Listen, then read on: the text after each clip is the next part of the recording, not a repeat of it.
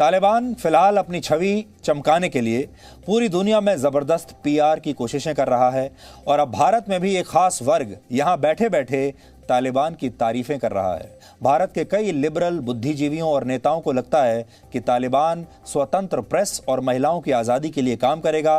वो पूरी दुनिया में ये प्रचार कर रहे हैं कि ये तालिबान अब पुराने तालिबान जैसा नहीं है, ये तालिबान का नया रूप है, ये तालिबान अब बहुत प्रोग्रेसिव है, बहुत आधुनिक है और ये आतंकवादी नहीं है।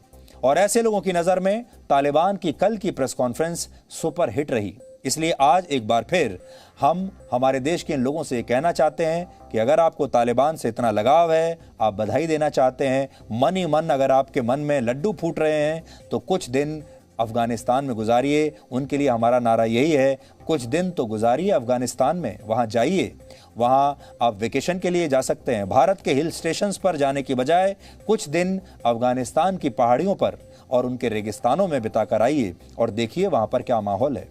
आज बहुत सारे लोगों ने एक ट्वीट किया, उनकी ट्वीट्स की तस्वीरें हम आपको दिखा रहे हैं। ये सारे ट्वीट्स एक जैसे ट्वीट्स थे।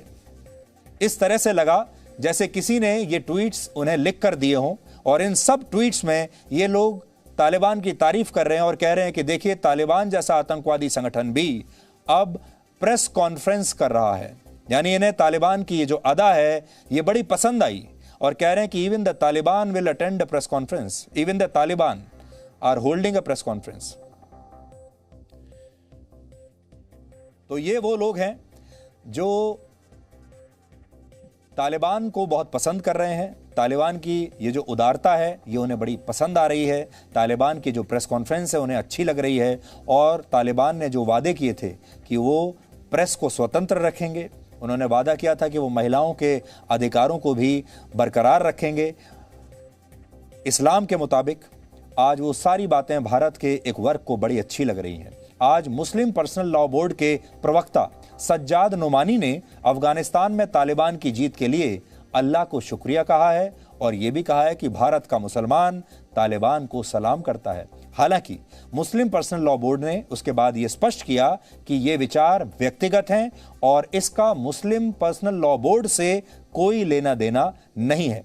लेकिन कल आपको याद होगा हमने आपको समाजवादी पार्टी के एक सांसद की राय दिखाई थी, आज हम आपको एक और व्यक्ति की राय दिखा रहे हैं। इसका मतलब, और थोड़ी देर पहले हमने आपको वो ट्वीट्स दिखाए और ये ट्वीट्स उन लोगों के हैं जो अच्छे खासे पढ़े लिखे लोग हैं, जो अपने आप को लिबरल्स मानते हैं। ये बड़े बड़े ऑथर्स हैं, अपने आप को पत्रकार कहते हैं, लेकिन इन्हें भारत पसंद नहीं है, इन्हें तालिबान पसंद है और ये भारत की तुलना अफगानिस्तान से करने लगे हैं। पहले आप ये सुनिए। मुबारक हो इमारत इस्लामी अफगानिस्तान के कायदीन को। आपका दूर बैठा हुआ ये एक हिंदी मुसलमान आपको सलाम करता है, आपकी अज़मत को सलाम करता है, आपकी जुर्रत और हौसले को सलाम करता है। आपका ये भाई दुआ करता है कि अल्लाह ताला आपकी बसीरत और आपकी हिम्मत और आपकी इस्तिकामत में दिन दूनी रात चौगनी तरक्की अता फरमाए।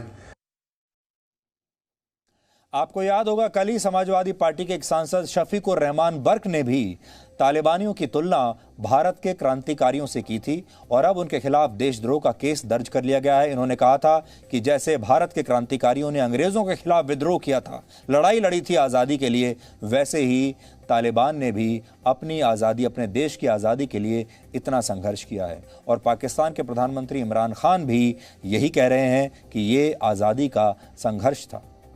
आज हमें अफगानिस्तान की 1,85,00,000 महिलाओं की चिंता हो रही है, जिन्हें लेकर तालिबान ने कल एक बयान दिया था। इस बयान में उसने कहा था कि इस बार के शासन में महिलाओं को ज़्यादा आज़ादी मिलेगी और इस्लाम धर्म के मुताबिक उन्हें अधिकार भी दिए जाएंगे। और उन्होंने कल ये कहा था कि हम उन्हें काम करने की इजाज़त दे देंगे। यहाँ पर दुनिया भर की महिलाओं को और पुरुषों को भी सुनना चाहिए। तालिबान कह रहा है कि हम महिलाओं को काम करने की इजाज़त दे देंगे। उन्होंने कहा वी विल अलाउ देम। अब बड़ी बात यह है कि अलाउ करने का, इजाज़त देने का अधिकार उन्हें किसने दिया है। दूसरा, उन्होंने कहा कि हमने सबको माफ़ कर दिया है। सवाल यह है कि माफ़ करने का अधिकार किसी भी इंसान को कैसे मिल सकता है। ये कौन है जो किसी को माफ़ करेंगे, लेकिन कहते हैं कि हम बड़े उदार हैं, हमने सबको माफ़ कर दिया है।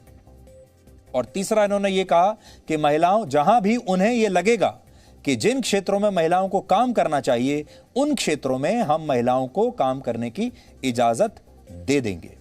लेकिन कुछ ही घंटों में तालिबान पूरी तरह एक्सपोज हो गया और वहां एक महिला को सिर न ढकने की वजह से मार दिया गया। इस खबर के बारे में हम आपको बताएंगे, लेकिन पहले आप तालिबान का वो बयान सुन लीजिए जो दुनिया भर को भ्रमित करने के लिए, दुनिया भर में भ्रम फैलाने के लिए, अपनी छवि चमकाने के लिए उन्होंने कल दिया था इस प्रेस कॉन्फ्रेंस में। वही प्रेस कॉन्फ्रेंस जो हमारे ही देश के लोगों को बड़ी पसंद आ रही है। वो कहते हैं कि ऐसी प्रेस कॉन्फ्रेंस तो होनी चाहिए। Women will be afforded all their rights, whether it is in work or other activities, because women are a key part of society, and we are guaranteeing all their rights within the limits of Islam. इस press conference के बाद, इस बयान के बाद आज खबर आई कि अफगानिस्तान के बल्ख प्रांत की महिला गवर्नर सलीमा मजारी को तालिबान के आतंकवादियों ने बंधक बना लिया है। सलीमा मजारी ने कुछ दिन पहले ही कहा था कि वो तालिबान से डरती नहीं और वो अफगानिस्तान छोड़कर भी भागेगी नहीं, लेकिन उन्हें दुनिया ने अकेला छोड़ दिया और अब कोई नहीं जानता कि वो जिंदा हैं या उन्हें भी मार दिया गया है। लेकिन इस महिला की हिम्मत की हम दाद देते हैं। पूरी दुनिया को इनकी हिम्मत की दाद देनी चाहिए। ये ना तो भागी और ना ही अब वहाँ पर तालिबान से ये डरी। और जैसा हम आपको बता चुके हैं, तालिबान अब लगातार ये कह रहा है कि उनके मुताबिक ही चलना होगा महिलाओं को। तालिबान ने अफगानिस्तान में आज एक महिला की भी हत्या की है। इस महिला का जुर्म सिर्फ ये था कि उसने अपने घर से बाहर निकलते वक्त हिजाब नहीं पहना था। इससे पता चलता है कि तालिबान का शासन आने से वहाँ की महिलाओं को, वहाँ उनका दमन बढ़ जाएगा और इसी तरह खुलेआम उनकी हत्याएं होंगी। Presenting B News app, available on Google Play and App Store. Download it now.